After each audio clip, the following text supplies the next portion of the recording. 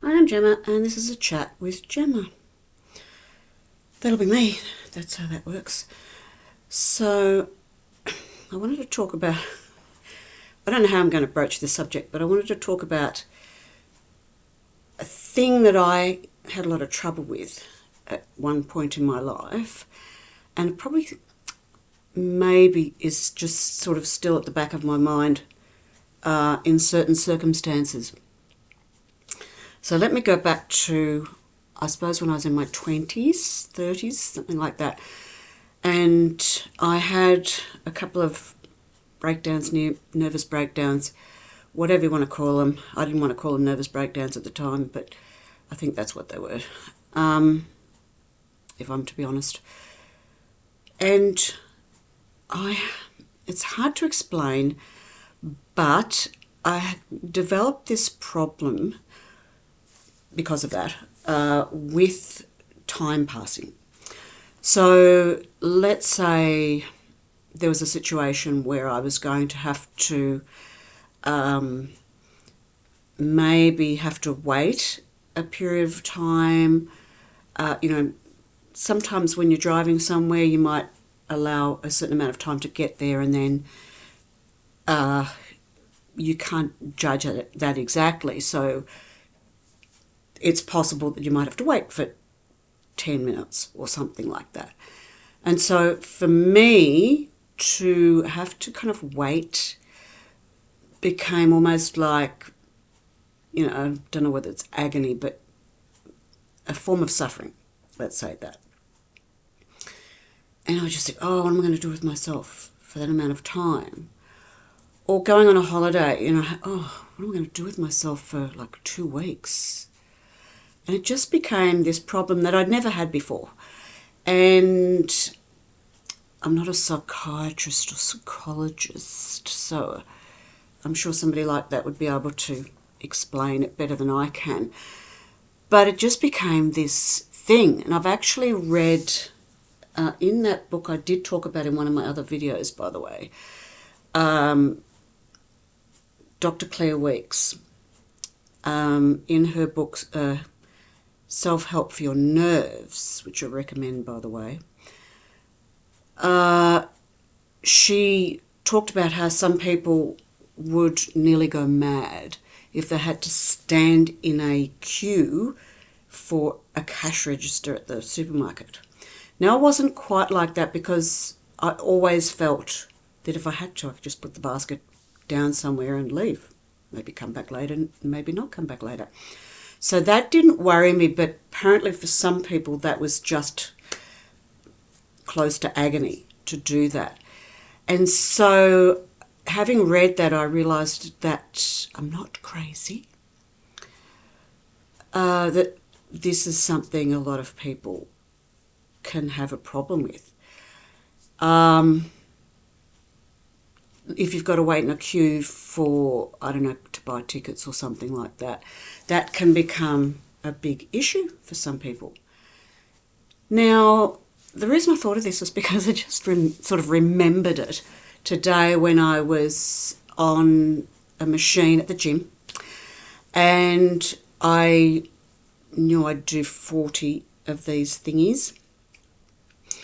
And so I promptly went into my little kind of trance where I'm nowhere in my mind, not particularly interesting, doing 40 repetitions of this exercise. So I sort of found myself going into this little trance that I go in.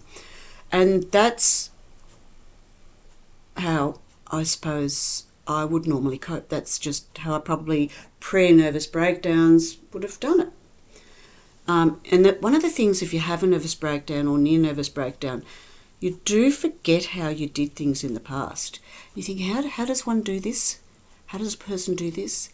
And I listened to tapes by Martin Short, the comedian and actor, full of the F word, I was surprised to find out. But anyway, somebody gave these, I think they were CDs, as a gift, so I listened to them.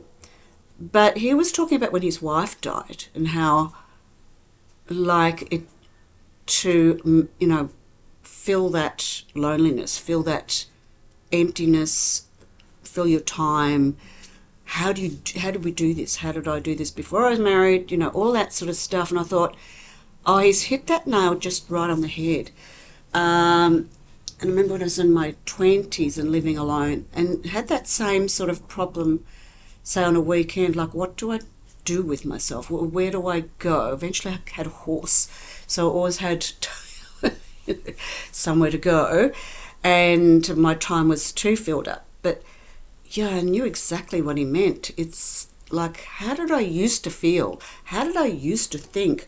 What did I used to do on this particular day of the week at this particular time? Or what did I used to do when this happened? And so there was that kind of thought, what do you do with yourself when you're stuck in a queue?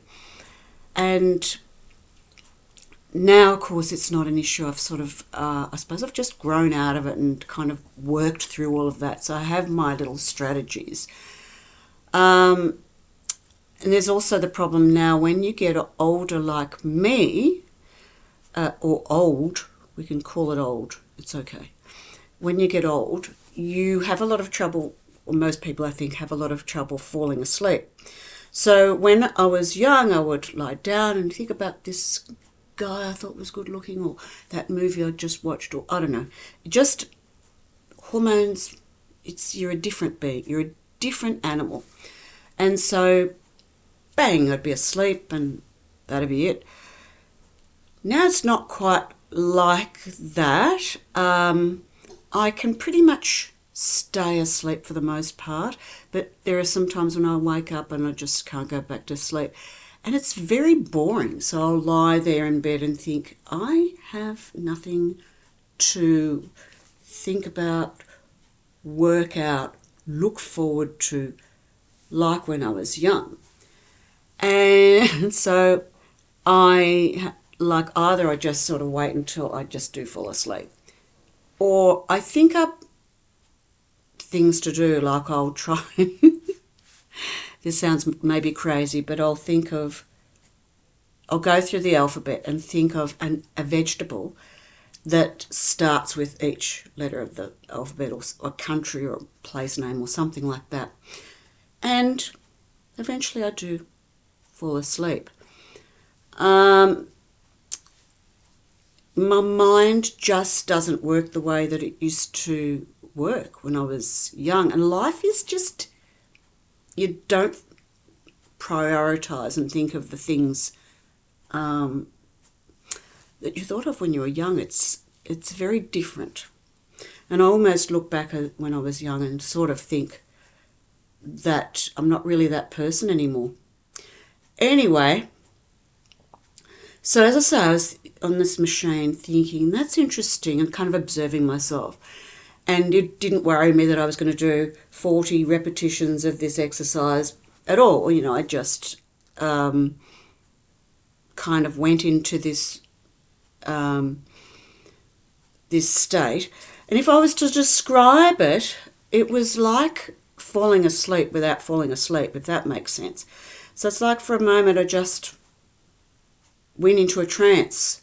So I wasn't kind of thinking, oh, there's 1, 2, 38 to go.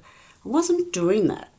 It was perfectly okay, you know, felt emotionally perfectly all right to do it. It was just, okay, I'm going into this sort of zone, and before you know it, like literally like falling asleep and not agonising through it at all, I get to the end and it's done.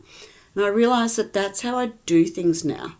Now maybe it's because I'm old, and so a trance state can come quite readily, because when you get old, the other thing you can do is sit down and just fall asleep if you're left in a seat long enough.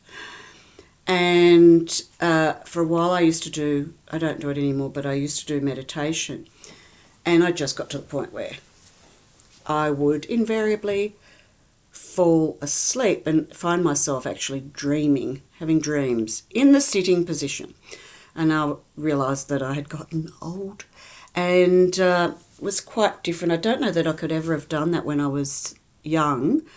I'm pretty sure I could never have done that. But anyway, so maybe I'm just more laid back because I'm old. But if it helps anybody who is somewhat younger than I am, oh, my hair looks great like that, doesn't it? I put some of that, what do you call it? Argan oil or something in it. Probably put a bit too much. But yeah, if it helps people, you can do that. Just sort of go into I'm not going to, completely go to sleep because I don't want to fall down. But just go into sort of a daydreaming state. When I was at school, and I was a young child, primary school I'm talking about, I could do that very easily. The teacher only had to start talking and I would daydream. So I think most people are pretty good at doing that, pretty talented at the daydreaming state. So if you're finding that, time passing is an issue for you because of nerves or whatever reason, you can try just, how did I used to be when I was a child, and going into that state. I think the other thing that I used to do when I did find it very stressful and think, oh, what am I going to do with the time, is I just got to a point where I found that I could get through time. That I did it enough times that I would find, so that was okay. That was okay. The time passed, just did pass. And so once you get kind of less tense about it and less scared of it, the more you just go back to how you used to be when you were a child and time passing wasn't an issue. And also, you can think of little things to do with yourself during time, little games that you can play in your mind. Oh, I'm going to plan now what I'm going to say to that irritable girl that always does such and such. I'm going to find a way to ask her to stop doing that at work or whatever it is, or at uni or school or whatever you've got. And, there's little tricks that you can do. Maybe you can think of a vegetable that starts with each letter of the alphabet. I can't think of one that starts, with the letter X. There's zucchini for Z, and there's yam for Y. I can't think of any others than yam, if that helps. But you might think of a poem. You might think of a word that you want to rhyme with and find as many words rhyming with that, and then think up a poem that has only that rhyme in it. And you can also tell yourself, I can ring up somebody and talk to them, or I can get them to come and stand in the queue for me if I'm really struggling with this for a while, and I can just take off, walk around, shake off that particular sense of anxiety or whatever it is, and then come back later and try again. And it does freshen you up. Maybe not forever, but it can freshen you up more than you would think. And it lasts for a while. All right. I don't know whether this has helped anybody or reached the sort of person that needs this help, but I wish you the very best. God bless you. Peace of mind. Bye for now.